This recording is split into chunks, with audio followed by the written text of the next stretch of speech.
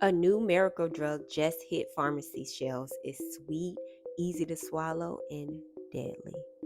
Within weeks, dozens of people are dead. Most of them were children.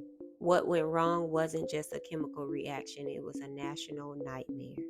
In 1937, a pharmaceutical company decided to make a new version of an antibiotic called sulfanilamide.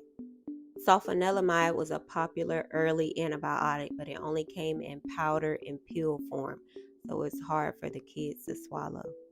A chemist at SE Metzengel Company, who later offed itself by the way, mixed the drug with a sweet tasting solvent called diethylene glycol to make a liquid elixir. It smelled like raspberry, it tasted sweet, and it was poison.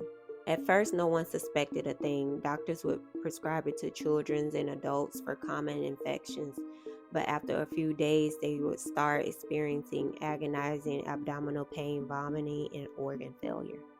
By the time doctors realized something was wrong, entire families were sick. Most of them were young children.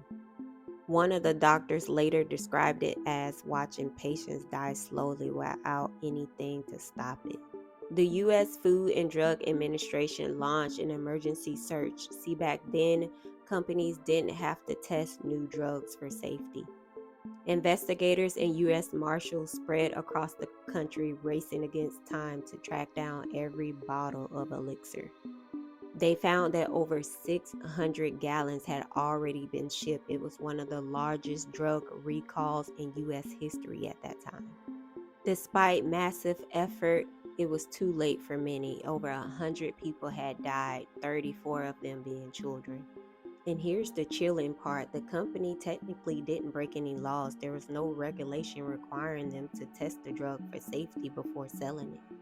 The outrage was national. Newspapers told stories of children dying in their parents' arms. In 1938, the Federal Food, Drug, and Cosmetic Act was passed, giving the FDA power to require safety testing before a drug ever hits the market.